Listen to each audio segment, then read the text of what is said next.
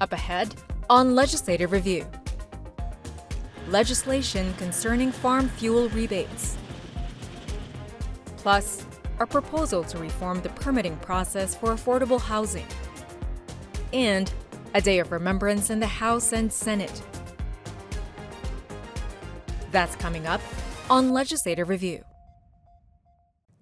Thanks for joining us on Legislative Review. I'm Angela Nolasco with your highlights of today's hearings in the legislature. Welcome, committee members, staff, presenters, and all who are watching live from TVW. Members of the Senate Environment, Energy, and Technology Committee met Wednesday morning to discuss Senate Bill 5630. The bill stems from the Washington Climate Commitment Act, or CCA, which, passed in 2021, created a cap-and-invest program to reduce greenhouse gas emissions. The program sets limits on how much certain industries can emit, and companies either have to lower their emissions or buy credits to stay compliant. Because it could prove challenging for farmers, the agricultural sector was given some exemptions. One of those exemptions allows farmers to avoid paying extra costs for fuel used directly in farming activities, such as running tractors or harvesting equipment. A more temporary exemption was for fuels used to transport agricultural products on public highways. That, however, was set to last for 5 years. It expires in 2028. Considering the rising cost of fuel plus the demand in the agricultural industry, lawmakers are seeking to extend this support so farmers and transporters who rely on fuel to get their goods to market don't face a sudden financial hit when the exemption runs out. Senate Bill 5630 would remove that 5-year limit, allowing them to continue benefiting from the fuel exemption indefinitely. The bill's goal is to ease the cost on the agricultural industry while staying on track with Washington's long-term climate goals.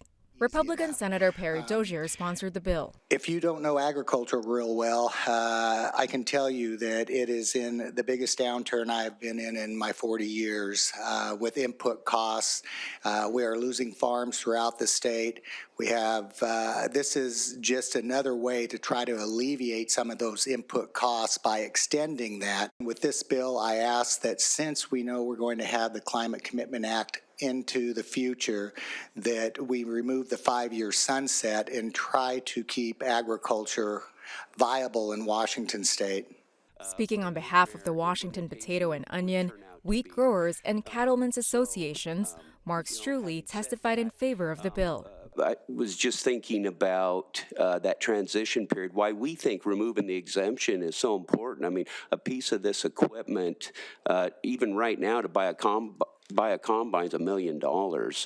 So just for a farmer to be able to save money to set I can't imagine really what the cost of the equipment's not totally there yet. If they have a electric or hydrogen type combine or something in the future, all these pieces of equipment cost a lot of money. The State Department of Ecology shared their comments about the bill. Some agricultural fuel users are still paying CCA compliance costs when they purchase fuel.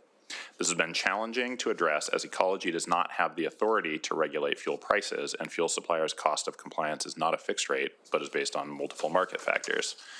Ecology has concerns about the implementation of this bill. It would extend a 5-year exemption for transporting agricultural products on state highways indefinitely, which could complicate efforts to meet the greenhouse gas emission limits in state law and decrease CCA revenue that is used to accelerate the clean energy transition. Washington Conservation Action, a nonprofit focused on environmental policy, shared their recommendations with the committee. We are concerned about the exemption being permanent. That's a major policy change that was not part of the underlying law. The reason it was temporary was to incentivize the industry, as Mr. Mendoza said. So we want to work closely with you on making sure we pass something that makes this work for farmers. Thank you. No one testified to oppose the bill. Still in the Senate, a Republican-sponsored bill that proposes to cut the red tape on the permitting process for building affordable housing in Washington. Discussed at a Senate Housing public hearing Wednesday, Senate Bill 5729 aims to make it easier for builders to get approval by streamlining how cities and counties handle permits. Under the proposal, a building permit would be automatically deemed complete if it's prepared and signed off by a licensed engineer or architect.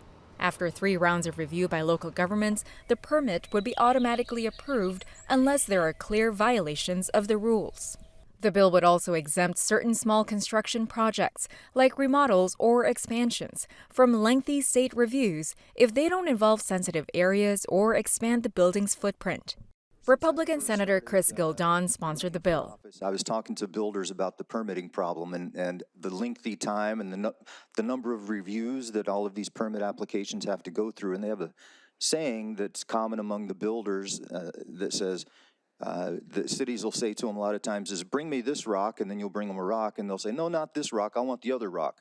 And you have to go back and forth with a number of reviews and clarifications. And this bill seeks to stop that, or at least slow it down. It allows, if you have a certified architect or engineer, you can have up to 3 reviews. So you get 3 rocks, not 4. That's basically it. Thank you. Advocates say this change could drastically reduce delays that drive up costs and stall affordable housing projects, and would be a key step in tackling the affordable housing crisis. Riley Bench of Washington Realtors. We support Governor Ferguson's goal to build 200,000 housing units in the next 4 years, and in order to achieve that goal, we think it makes sense to continue to look at ways to potentially make permitting more efficient. Improving permit review timelines for housing projects benefits the entire housing ecosystems, from local staff to builders to end consumers. Samantha Weinstein of the State Department of Ecology shared the agency's recommendations to the bill, particularly with the Shoreline Management Act, or SMA. A project approved or excluded from review under this legislation may conflict with the requirement that local governments document a project's consistency with the SMA and the local Shoreline Master Program. These projects may also conflict with local critical area ordinances and the local Shoreline Master Program critical area protection standards. No one testified to oppose the bill. House Resolution 4619, honoring Japanese Americans who suffered relocation and incarceration during World War II. The clerk will read. From the Senate, we moved to the House floor, where state representatives took a moment to honor Japanese Americans who were forced to relocate during their internment in World War II. In 1942, in fear of espionage, President Franklin D. Roosevelt issued an executive order to evacuate and incarcerate more than 120,000 Americans of Japanese descent, 12,000 of whom lived in Washington state. Many were questioned about their loyalty, forced to leave their homes, properties, and businesses, and into concentration camps, and report for military duty. And whereas, with this historical lived experience, the Japanese American community has become an authentic and powerful voice for equity and justice and against racism, bigotry, and hate through the message, Nidoto Nayoni, let it not happen again.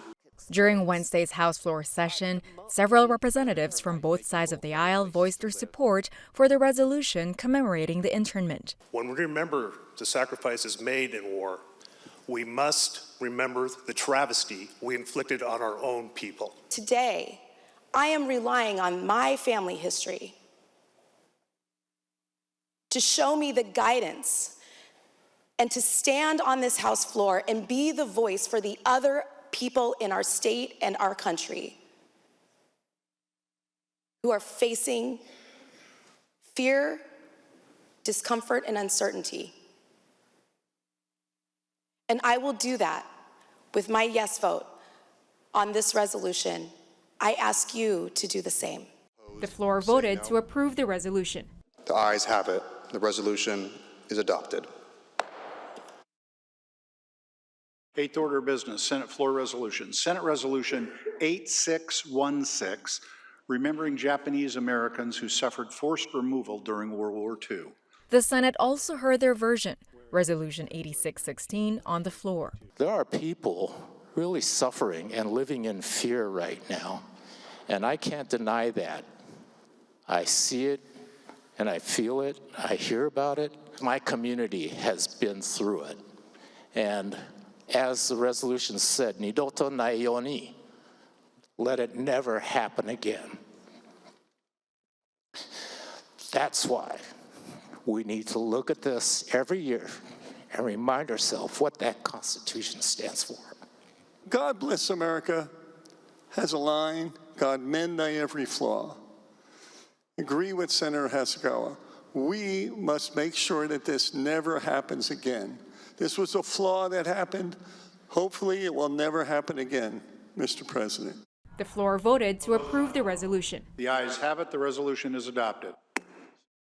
That's a wrap for us tonight. Stay with us throughout the legislative session, where we bring you all the top debates right here on Legislative Review.